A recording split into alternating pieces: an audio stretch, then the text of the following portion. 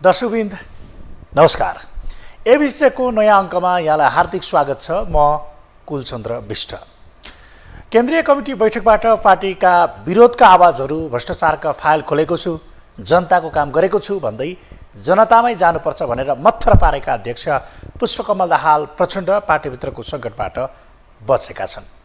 तर सुशासनलाई आफ्नो एकमात्र लक्ष्य भएको र त्यसका लागि सत्ता छोड्न पनि तयार हुने बताएका उनलाई सुन प्रकरणमा आफ्नै नेता, माओवादी केन्द्रका नेता तथा पूर्व सभामुख कृष्णबहादुर महरा गलपासो बनिरहेका छन्। जहाँ ललिता निवास जग्गा प्रकरणमा उनले बचाएको आरोप खेपिरहेका र सत्ताको सहयात्री मात्र नभई राजनीतिक सहयात्री समेत रहेका र एकतासम्मको बाटोमा भएका माधव कुमार नेपाल, बाबुराम भट्टराईमाथि अनुसन्धान गर्न सर्वोच्च अदालतले निर्देशन दिएर टाउको दुखाइ बनाइदिएको छ। एमाले अध्यक्ष केपी शर्मा ओलीदेखि काङ्ग्रेसका नेता डाक्टर शेखर कोइरालासम्मले प्रचण्डले उनीहरूलाई बचाएको आरोप लगाइरहँदा अब उनीहरूमाथि डन्डा चलाउने बाध्यतामा प्रचण्ड पुगेका छन्। सुनकाण्डले वर्षमान पुन र कृष्णबहादुर महराको राजनीतिक भविष्यमा कलङ्क थपिदिएको विश्लेषणकै बीच गठबन्धनभित्रकै सङ्कट सामना गरेसँगै सत्ता सङ्कटमा समेत निम्तिने यो आशंका यसले बढाएको छ। ओलीले मोदीको इसारामा चलेको आरोप लगाएकै दिन प्रचण्डले मोदीसँग चामल मागेको भनिए पनि राजनीतिक गफ भएको आशंका गरिएको छ, जहाँ प्रचण्डले सत्ता सङ्कटको सङ्केत समेत गरेका थिए। दाउ हेरेर बसेका शेरबहादुर देउवा गठबन्धनमा मोर्चा बनेसँगै मौन छन्, तर रुष्टता साँधिरहेका छन्, भित्रभित्रै रिसाइरहेका छन्। यता प्रचण्ड र माधवको सम्बन्ध नेकपा फुटदेखि दोस्तीमा यतिसम्म बदलिएको छ कि प्रचण्डले ओली छोड्नुको एक कारण माधव नेपाल नसमेटिनु पनि थियो। त्यस्तै बाबुराम त आफ्नै निर्वाचन क्षेत्र छोडेका त्यागी नेता नै हुन्। अब पार्टीभित्रकै नेता बलिदान दिन तयार भएका बेला सत्ता यात्राका सूत्रधारहरू प्रचण्डका लागि बलिदान गर्न तयार होलान् त? केही आशंका भने माधव नेपालको दलभित्रको जुन सङ्कट देखिरहेको छ, उनी केन्द्रित भएपछि कार्यकर्ता हत्याउने दाउ त होइन भन्ने समय यसलाई गरिएको छ। आखिर प्रचण्डले पटक पटक नारायण काजीलाई रोक्दा पनि अन्ततः 100 किलो सुनमा सिआइबीलाई यो सुम्पिएर जुन कुरा अहिले अनुसन्धान अघि बढेको छ, यसले नारायण काजीको सत्तामा प्रभाव कति छ भनेर प्रश्न हुँदा अब 2 थान मन्त्री बोकेका माधव र घर न घाटका भएका बाबुरामलाई काखी चाप्ने कि कारागार पुर्याउने भन्ने प्रश्न पनि अहम बनेको छ, जसले प्रचण्डको सत्ता भविष्य पनि निर्धारण गर्न सक्छ भने माओवादीले अपनाउने बाटो नै यसलाई बनाउँदा घटनाक्रम रोचक तरिकाले विकसित भएको छ। हुन पनि पार्टीमाथि उठेको प्रश्नदेखि सुशासनको प्रत्याभूत गराउन खोलिएको फाइलमा निर्मम हुनुपर्ने सम्मका विषयमा छलफल भएको बैठकमा पार्टीभित्रका असन्तुष्टिहरू समेत सुनिएका छन्। केन्द्रीय समिति 2 अङ्कको हुनुपर्नेमा जोड दिएको बैठकमा पार्टी रूपान्तरणका लागि कार्यक्रम घोषणा भए पनि विप्लव र बाबुरामको विषय भने ओझेलमा परेको छ। त्यस्तै गर या मरको अवस्थामा रहेको भन्दै निर्णायक युद्धमा रहेको बताएका उनले आगामी यात्रा प्रष्ट रूपमा तय गर्न सकेनन् भने आफ्नै नेतृत्वमा पुरा गर्नुपर्ने दायित्वमा रहेको सङ्क्रमणकालीन न्याय सम्बन्धी यो विषयले पनि ठाउँ पाएको छैन। विगतमा विचारको लेप लाउँदै विरोध गर्ने परम्परालाई छोडेको माओवादी बैठकले अरू संसदीय दलको सिको गर्दै व्यक्तिमाथि प्रश्न गर्ने बाटो अँगाल्यो भने आफूले पद नपाएको कुण्ठाले पनि बैठक तातिएको छ। नीति र विषय प्रदान बनेन, तर चर्चामा रहेको सुनकाण्ड जस्ता विषय छिपछिपे रूपमै पनि उठे। अर्थात् उनीहरूकै केही नेताहरूले भने जस्तै भ्रष्टाचार र अनियमिततालाई शून्यमा झार्दै समाजवादको यात्राका लागि के बाटो हुने भन्नेमा धेरै नघोत्लिएका उनीहरू फाइल खोलेर अरूलाई तर्साउँदै अघि बढ्न सक्ने जुन सजिलो बाटो छ, अर्थात् लोकरिजाइकै विषयमा केन्द्रित बने। उत्तराधिकारी कसरी तयार गर्ने भन्ने विषय गौण बन्यो।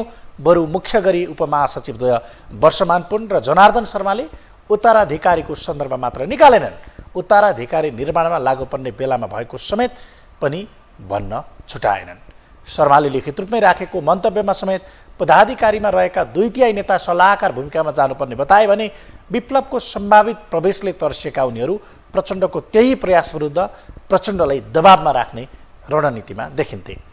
नेताहरूका अनुसार उनीहरूले बरु कार्यकर्ताले उत्तराधिकारी चुने त्यसलाई स्वीकारिने, तर पार्टी विभाजन गरेका विप्लवलाई स्वीकारिँदैनन् भन्ने गरेका छन्। जहाँ एकतामा जोडिन सक्नेहरूसँग फाइलले दरार सिर्जना गर्ने देखिँदा सुनमा माओवादी मुछिए नक्कली शरणार्थीमा श्रीमती मुछिने डरले चुप लागेका देउवा मौन नै बस्लान् भन्ने प्रश्न समेत अहिले देखिएको छ। यी विकसित घटनाक्रममा आज हामी माओवादीको बैठकले तयार गरेको बाटो र विकसित घटनाक्रमको सम्बन्ध केलाउने प्रयास गर्नेछौँ, जहाँ के माओवादी बैठकमा देखिएको नयाँ चरित्र हो अथवा चाहिँ जुन चरित्र छ यसले के सङ्केत गर्दैछ, के माओवादी सङ्गठन मात्र सुदृढीकरण गरेर आगामी चुनावमा सोचेको आकार प्राप्त गर्न सक्ने अवस्थामा छ, किन नीति र दीर्घकालीन कामका विषयभन्दा चर्चा कमाउने तत्कालीन विषय मात्र प्राथमिकतामा परे त? यी र यस्तै प्रश्नहरूको जवाब समेत आजको एबिसी चेकमा खोज्ने प्रयास गरिनेछ। आउनुहोस् कार्यक्रम सुरु गरौँ माओवादी बैठकका निर्णयबाट। यो अब हामी सबै एउटा एक ढिक्का हुने, एक ढिक्का भएर जाने सफल भयौँ। समाजवादी क्रान्तिको निमित्त एउटा महाअभियान सुरु भयो। एउटा अभियान 3 महिना अभियानबाट सुरु गरेर हामी अब अगाडि जान्छौँ भन्ने कुरा राख्नुभयो र यो प्रस्ताव अध्यक्षले राख्नुभएको प्रस्ताव सर्वसम्मतले पास भयो। दोस्रो कुरा 3 मिने अभियान बन्यो। यो 3 मिने अभियानको नाम चाहिँ के छ भने जनतामा माओवादी, जनतासँग माओवादी विशेष रूपान्तरणको लागि अभियान भन्ने नारा छ। यो नाराको 3 महिना अवधि हुनेछ। भाद्र 16 गते यसको उद्घाटन हुन्छ, त्योसम्म तयारी हुन्छ। त्यो अनुसार अभियानमा के गरिन्छ त भन्दाखेरि विशेष गरेर अभियानमा जनताको घर घरमा जाने, 8औं राष्ट्रिय महाधिवेशनको मर्मलाई राख्ने, केन्द्रीय कमिटीको मर्मलाई राख्ने, अनि अहिले प्रचारको युग भएको हुनाले प्रचारसँग सामग्री केही तयार हुन्छ त्यो राख्ने। अहिले हामीले अभियानको निमित्त एउटा दस्तावेज तयार गरेका छौँ, डकुमेन्ट, त्यो एउटा बुकलेटमा तयार गरेर अभियानमा बाँडिन्छ। अर्को कार्यविभाजन भएको छ। कार्यविभाजनमा के भन्छ भने अध्यक्ष र सिनियर वरिष्ठ उपाध्यक्ष सरकारमा भएको नाताले सरकारको मुख्य काम हुने र समग्र पनि हेर्ने। अनि त्यसपछि अरू उपाध्यक्षहरूमा मैले खास गरी कृष्णबहादुर महरा मैले समाजवादी मोर्चा र पार्टी एकता हेर्ने, अनि अग्निप्रसाद सापकोटा प्रचार विभाग र प्रवक्ताको भूमिका रहने। त्यस्तै अब यो जनवर्गीय सङ्गठनमध्ये यो कर्मचारी, शिक्षक, कर्मचारी, प्राध्यापकहरू लगायत सांस्कृतिक लगायतको दिनमा शर्माले हेर्ने, बाँकी सबै पम्फले उपाध्यक्ष पम्फले हेर्ने। त्यस्तै अब इन्चार्जहरू तोकिया छ। अहिले 3 महिनाको लागि संयोजन तथा इन्चार्जको भूमिकाको रूपमा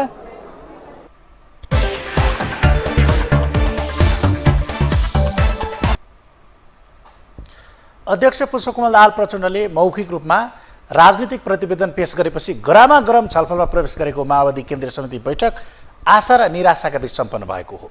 पार्टीलाई पुरानै आकारमा फर्काउन सक्ने आशा र त्यसका लागि रूपान्तरण आवश्यक रहेको नेताहरूको निष्कर्षसहित सकिएको बैठकमा प्रचण्ड त आलोचनाको निशानामा नै परे। शान्ति प्रक्रियामा आएपछि नेताहरूमा जर्नेल प्रवृत्ति हावी भएको, पार्टीको नीति सिद्धान्त कार्यक्रमभन्दा बढी आफू र आफन्तको चौघेरामा सीमित रहेको, सुविधाभोगी तथा सहरमुखी भएकाले पार्टी बदनाम भएको अधिकांश सदस्यले टिप्पणी गर्दा उनीहरूले पार्टी पुनर्निर्माणका लागि नीतिगत, सङ्गठनात्मक र जीवनशैलीमा ध्यान केन्द्रित हुनुपर्ने सुझाव नेतृत्वलाई दिएका थिए। पार्टीलाई चुस्त र दुरुस्त बनाउन 2 अङ्कको केन्द्रीय समिति र आन्तरिक निर्वाचन शर्तका रूपमा उनीहरूले अघि सारेका छन् भने यो उनीहरूको प्रहार पनि प्रचण्डको शैलीमा नै बढी देखियो। पदाधिकारीहरूले नै केही असन्तुष्टि समेत व्यक्त गरेको यो बैठकमा उपमहासचिव 2 वर्षमान पुन र जनार्दन शर्माले आफूलाई गुटको नेताको रूपमा छुट्याएर विकल्प खोजिएको भन्दै गुनासो नै गरे। यद्यपि उनीहरूलाई तह लगाउन नेत्रविक्रम चन्द विप्लवलाई विशेष महाधिवेशनबाटै भित्राउन लागेको धेरैको विश्लेषण यो विषयमा चर्चा नहुनुले फेल खाए। त्यस्तै डाक्टर बाबुराम भट्टराईको राजनीतिक दस्तावेज समेत ओझेलमा पर्दा यो बैठक समाजवादी मोर्चामा रहेका फरक विचारलाई एकतामा ल्याउने कदम अनुमोदनका लागि भएको दाबी समेत पुरा भएन। जहाँ सुरुवाती दिनमा केन्द्रीय सदस्यहरूले अध्यक्ष प्रचण्डको तीव्र आलोचना गरे पनि बैठक सकिने दिनसम्म आइपुग्दा प्रचण्डको एक किसिमको प्रशंसा पनि थियो। जसलाई वाद विवाद र संवादबाट पार्टी एक ढिक्का भएको रूपमा प्रचण्ड र उनी निकट नेताहरूले अर्थाएका छन्। अर्थात् यो गाली गलोज आरोप प्रत्यारोप जुन देखिएको छ त्यो एकदम सकारात्मक ढङ्गबाट आएको र यो पार्टीलाई अग्रगामी रूपमा अगाडि बढाउँ भन्ने खालको त्यो धारणाबाट आएको र यसलाई स्वाभाविक लिनुपर्ने र यी वाद विवाद वादे जाए त्यो तत्त्वबोध भने जस्तो अब वाद विवादबाट नै हामी एउटा ढिक्कामा पुगेका छौँ र अब हामी एकदम जमेको पोखरीबाट गडगडाउने नदीका रूपमा अगाडि बढ्छौँ भनेर उनीहरूले तर्क गरेका छन्।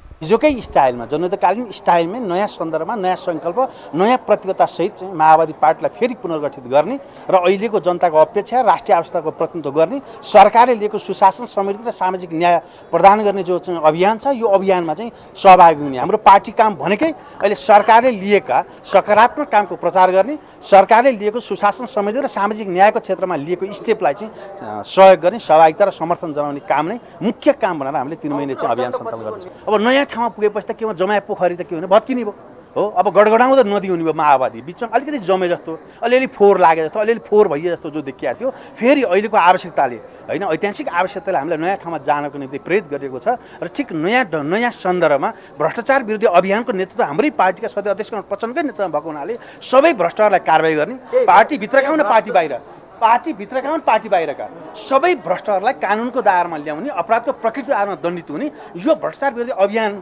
भनेको चाहिँ के हो भने शासकीय सत्ता पार्टी सत्ता र सामाजिक सत्ता तिनटै सत्तामाथि प्रभावकारी हस्तक्षेप गर्ने। त्यो पार्टी सत्ताभित्र देखिएका होइन सबैभित्र हाम्रो पार्टीभित्र मात्र होइन सबै पार्टी सत्तामाथि पनि हामीले प्रभावकारी हस्तक्षेप गर्छौँ।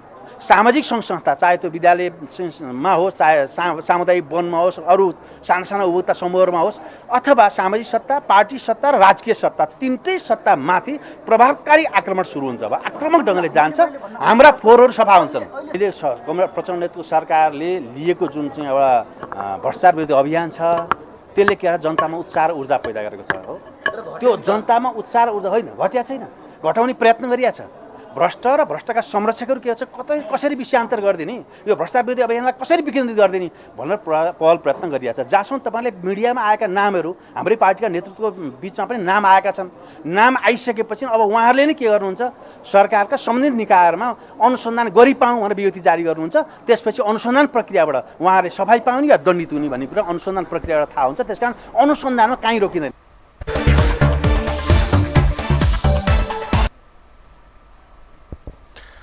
बैठकले 3 महिने अभियान चलाउने लगायत परम्परागत निर्णय गर्दा सुन तस्करी लगायतका विषयमा पनि पछि हट्न नहुनेमा अधिकांशको धारणा थियो। त्यस्तै खुलेका फाइलहरू समेत निष्कर्षमा पुर्याएर र जनताका काम गरे पार्टी पुरानै आकारमा फर्किनेमा नेताहरूको आशा समेत देखिएको थियो। तर घट्दै घट्दै रसस्थलतर्फको यात्रामा रहेको माओवादी ठुलो बन्ने रणनीतिक विषयले ठाउँ नपाएको बैठकमा कम्युनिस्ट घटकको नेतृत्वकर्ता बन्ने आधार समेत तय भएन। बरु नेतृत्वमाथिको गालीमा केन्द्रीय सदस्यले सन्तोष मान्दा प्रचण्डले पनि पुरानै शैली दोहोर्याए अर्थात् माफी माग्दिने चुप्प लाग्ने बस्दिने। अर्थात् बैठकको अन्तिम दिन केन्द्रीय सदस्यहरूले उठाएका प्रश्नहरूको जवाब दिँदै प्रधानमन्त्री तथा पार्टी अध्यक्ष पुष्पकमल दाहाल प्रचण्डले अझै पनि पार्टी र नेतृत्व घेराबन्दीमा रहेको टिप्पणी गरे। घुमाउरो पारामा अब रिब्रान्डिङ आवश्यक रहेको बताएका उनले जनयुद्ध मात्रै भनेर नहुने बताए तर अब के गर्ने भन्ने कुरा गरेनन्। जनआन्दोलनबाट आएका विभिन्न वामपन्थ घटकको पृष्ठभूमि तथा एकता र विभाजनको घटकबाट जोडिएकाहरूको पार्टी माओवादी भएको बताएका उनले अब नयाँ ठाउँमा छौँ भनेर बुझ्न पार्टीका नेता कार्यकर्तालाई आग्रह गरेका थिए। तर त्यो नयाँ ठाउँ भनेको यही भ्रष्टाचारको 2-4वटा फाइल खोल्ने र यसको राजनीतिक स्वार्थ गर्ने भन्दा माथि के हो भनेर उनले प्रस्ट्याएनन्। जहाँ प्रचण्डको विरोध गर्दा फिल्डमा नगएकाहरूले गाली गलोज गर्न मिल्दैन भन्दै प्रतिरक्षा गरिएकै सन्दर्भमा नेताहरूको जिम्मेवारी हेरफेर गरेको छ भने प्रचण्ड पनि फिल्डमा जाने भएका छन्। अर्थात् आफूमाथि उठेको प्रश्न उनले सक्रिय भए जस्तो गरेरै दिने भएका छन्। अर्थात् अबको बाटो के हामीले आएको नयाँ बाटो के अब हाम्रो पोजिसन के अब हामीले तय गर्ने बाटो के अब सुशासन र भ्रष्टाचार विरुद्ध शून्य सहनशीलता भनेको छ त्यो भनेको आफ्ना नेता बचाएर अरूलाई मात्रै कारबाही गर्ने हो कि अथवा सत्ता नै डुब्ने किसिमले माधव नेपाल र बाबुराम भट्टराई जस्तालाई कसरी कारबाहीको दायरामा ल्याउने नाम चलेकाहरूलाई सुनको कारबाहीमा नाम चलेकाहरूलाई कसरी कारबाहीमा ल्याउने यावत प्रश्नहरूमा छलफल भएन। भ्रष्टाचार विरुद्ध हामी छलफल गर्छौँ अथवा हामीले त्यसलाई अस्त्र बनाउँछौँ भन्ने एक किसिमको धिपधिपे खालको कुरा उठ्यो छिपछिपे खालको कुरा उठ्यो र सँगसँगै हामी पनि जनताका घरमा जान्छौँ भनेर अरू दलले जस्तै कुरा गरे। जनताकै घरमा जाने भए त उनीहरूको पार्टीहरूमा पुगेर कसरी हुन्छ भन्ने एउटा प्रश्न रहँदै रहँदा घर घरमा जाउँ काङ्ग्रेस र एमालेका मान्छेलाई पनि माओवादी बनाऊ आग्रह गरौँ भनेर प्रचण्डले भनेका छन्। र म पनि 7वटा प्रदेशका 7वटा वडामा गएर त्यहाँका जनताको भावना समस्या बुझ्ने र सबै केन्द्रीय लिडरहरू वडा केन्द्रित भएर जनअभियान चलाउने निष्कर्षमा पुगेका छौँ। हामीले यो अभियान अन्तर्गत एउटा पनि जनताको घर नछोड्ने, त्यो खालि माओवादी केन्द्रका समर्थक शुभचिन्तकको मात्रै होइन, कुनै पनि राजनीतिक आस्थासँग सम्बन्धित भए पनि सुशासन, सामाजिक न्याय र समृद्धिमा हामीले लिँदै गरेको पहलको बारेमा, जनतालाई हामीले आउने दिनमा कसरी राष्ट्रिय एकतालाई सुदृढ गर्ने, राष्ट्रिय स्वाधीनतालाई सुदृढ गर्ने, सामाजिक न्याय र समृद्धिलाई अगाडि बढाउने हाम्रा योजनाहरू राख्ने, जनताका गुनासाहरू आलोचनाहरू सुन्ने, शहीद बेपत्ता घाइते परिवारहरूसँग भेट्ने, एउटा घर पनि नछोड्ने, नेपाल राज्यभित्र भएका प्रत्येक घर परिवारसँग सम्बन्ध गर्ने गरी 3 महिने अभियान चलाएर हामी विधान सम्मेलनमा आइपुग्ने निष्कर्षमा पुगेका छौँ।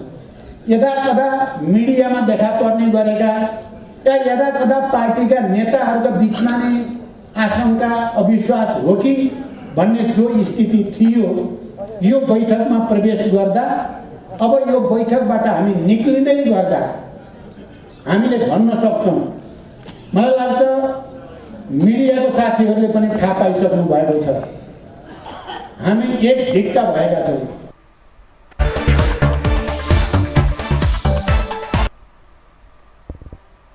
समग्रमा अन्य दलकै जस्तो सुदृढीकरणका लागि नेतालाई फिल्डमा खटाउने र नेतालाई गाली गलोज गर्ने तथा प्रतिरक्षामै माओवादी बैठक सीमित बनेको हो। त्यस्तै सुरुमा अध्यक्षबाट सुरु भएको गाली गलोज पदाधिकारीमा शिफ्ट भएर काङ्ग्रेसकै नियतिमा सकिएको बैठक न त सुनको विषय र नेतृत्व जोडिएको विषयमा केही निर्णयमै पुग्यो, त्यस्तै विधान सम्मेलन नगरी विशेष महाधिवेशन गर्न सुझाव दिएका नेताहरूले नेतृत्वको रूपान्तरणसहित पार्टी रूपान्तरणमा जोड त दिए, बरु उनीहरूले आफूले दिएको सुझाव कार्यान्वयन हुनेमै आशंका देखिँदा एक कुरा लिपिबद्ध गर्ने आचरण हुने कम्युनिस्ट पार्टीको बैठक नै लिखित प्रतिवेदन बिनै सकिएको रोचक दृश्य समेत बैठकले सिर्जना गरेको हो। अझ गजब त यो बैठकमा कम्युनिस्टहरूमा हुने नीतिलाई लिएर नेतृत्वमाथि जुन आलोचना गर्ने प्रवृत्ति हुन्थ्यो त्यो फेरिएर व्यक्तिमाथि नै प्रश्न उठाउने नयाँ प्रयास देखिएको छ। त्यस्तै सङ्क्रमणकालीन न्याय जनजीविकाका विषय नउठ्दा आरोप प्रत्यारोपमै रुमलिएका उनीहरू तत्काल जे चिज बिग्छ त्यसैमा खेल्ने रणनीतिमा लोभिएका छन्। अर्थात् निरन्तरताको नयाँ अध्यायभन्दा माथि नउठेको यो बैठकलाई विधान संशोधनका लागि भनिए पनि पात्र प्रमुखताभन्दा माथि बैठक उठ्न सकेन। यो माओवादी पार्टी केन्द्रीय समितिको बैठकमा एउटा चाहिँ मैले नयाँ चिज देखेँ, त्यो भनेको विगतमा कम्युनिस्ट पार्टीहरू केन्द्रीय समितिका बैठकमा अधिक केही चाहिँ नि विचारका कुराहरू हुन्थे र व्यक्तिलाई टिप्पणी गर्नु पर्यो भने विचारको लेपबाट गरिन्थ्यो, विचारको तहबाट उसको जस्तो नेतृत्वलाई पनि विचारको तहबाट, विचारमा यहाँनिर बिग्रियो यहाँनिर भएन यस्तो भयो भन्ने हुन्थ्यो। अहिलेको एउटा नयाँ चिज के आयो भने सिधै व्यक्तिलाई टार्गेट गरियो र नेताको पहिलोचोटि नामै लिएर तपाईँले यहाँ गलत गर्नुभयो, तपाईँले ठिक गर्नु भएन भनेको सायद यति चरको रूपमा आएको यो पहिलो बैठक होला जस्तो लाग्छ मलाई। योभन्दा पहिला यस्तो हुन्न थियो, यो एउटा नयाँ हो। यो कहाँबाट सिकेको जस्तो लाग्यो भने चुनाव बैठकबाट संसदीय व्यवस्थामा हामी त अब सुँगुरको खोर सफा गर्ने भन्ने थियो के अरे, त्यो सफा गर्नुभन्दा पनि कम्युनिस्ट पार्टीलाई संसदीय व्यवस्था र त्यसमा संलग्न अरू दल खास गरी नेपाली काङ्ग्रेसहरूबाट यो सिकेको देखिन्छ। नेतृत्वलाई सिधै जुन गर्ने अथवा एक मान्छेका पदका कुरा गर्ने, मलाई किन यसरी ठगियो, म इमान्दार मान्छे हो, मलाई किन पदमा ल्याइएन एउटाले भन्ने, अर्काले भन्ने नेताले तिमीले आफ्ना मान्छेलाई ल्यायो फलानलाई ल्याएन नि भन्ने, जहाँ विचारको शून्यतामा व्यक्ति र पात्रको प्रधानतामा यो छलफल टुङ्गिएको मैले चाहिँ देखेँ। यसले गर्दाखेरि आश गर्ने ठाउँ मैले देख्दिनँ। कम्युनिस्ट पार्टी एउटा अगाडि बढ्ने कुरा संसदीय व्यवस्था हो, संसदीय व्यवस्थाभित्रको एउटा सरकारको नेतृत्व गरेको पार्टी हो। त्यसकारण यो जुन बैठक हो यो एउटा निरन्तरतामा बैठक छ, स्वाभाविक छ यस्तो बैठक हुने, यसलाई फेरि अन्यथा मैले ठान्दिनँ। यो स्वाभाविक हो, विगतमा जसरी हुन्थ्यो त्यसरी भयो, आउँदा दिनमा पनि यसरी नै हुन्छ। र टिआरसीका बारेमा जुन कुरा हो त्यो गम्भीर विषय हो। बेपत्ता योद्धाहरूको सार्वजनिक हुने कुरा छ, शहीद र बेपत्ताका परिवारको व्यवस्थापन गर्ने कुरा, आजले अभिभावक लिने कुरा छ, दोषीहरूमा कारबाहीको दायरामा दोषीहरूलाई ल्याउने कुरा छ। यी गम्भीर विषयहरूमा छिटोभन्दा छिटो कानुन बनाउने, कानुन बनाएर आयोग हेर्नुहोस् त 1 वर्ष हुन लागिसक्यो, आयोग रिक्तता छ, आयोगलाई पूर्णता दिने, त्यो आयोग पनि एउटा उच्च स्तरको बनाउने। त्यसपछि अहिले 8 वर्ष कति वर्ष भइसक्यो, यत्रा वर्षमा हुन नसकेको कुरालाई एउटा निर्क्युलमा पुर्याउने र शान्ति प्रक्रियाका विषयवस्तुलाई टुङ्ग्यौँ पुर्याउने कुरा यो सरकारको, यो पार्टीको, यो सरकारको सबैको दायित्व हो। तर त्यसलाई चाहिने त्यहाँ पनि एकदमै ठुलो आवाजमा उठा, अलिअलि सानो आवाजले कसैले उठाएछ भने त्यसलाई प्राथमिकता साथ उठाएको देखिएन, त्यो अत्यन्त चिन्ता लाग्दो विषय कुरा हो। त्यसकारण अहिले नै यो राजनीतिक दलहरूले खास गरी जनयुद्ध हाँकेको पार्टी त फेरि नेकपा हो। जनयुद्ध हाँकेको पार्टीले नै इनिसिएसन लिन सकेन भने, यसलाई अगाडि बढाउन सकिएन र यसलाई हल गर्न सकिएन भने यो बढी धेरै भयावह स्थिति हुनसक्छ। यो यस्तो ठाउँमा पुग्छ जुन बेला अब हामी गरौँ भन्दाखेरि पनि धेरै ढिलो भइसक्छ। भनिएको थियो यो विधान संशोधनको यो बैठक हो भन्ने थियो, तर विधान त विचारसँग सम्बन्धित हुन्छ नि। विचारले गाइडेड र निर्देशन गरेको विधान मात्रै कम्युनिस्ट पार्टीको विधान हुन्छ, विचार बाहेकको विधान हुँदैन। तर यहाँ पात्र प्रमुख भयो, व्यक्ति प्रमुख भयो र अगाडि बढाइयो र पार्टीको एकीकरण गर्ने वा नगर्ने कुरा पनि विचारले निर्देशित गर्ने विषय हो। तर यहाँनिर नितान्त निजी व्यक्तिगत कुरा, तेरो यो पद हुने ऊ पद हुने, अथवा यसलाई चाहिने पार्टी एकीकरण गर्दाखेरि यो पद दिनुपर्ने अथवा हामी यो पद लिनुपर्ने, घुमाउनु पर्ने, जुन खालका विषयवस्तु उठे ती गैर कम्युनिस्ट चरित्रका विषयवस्तु हुन्।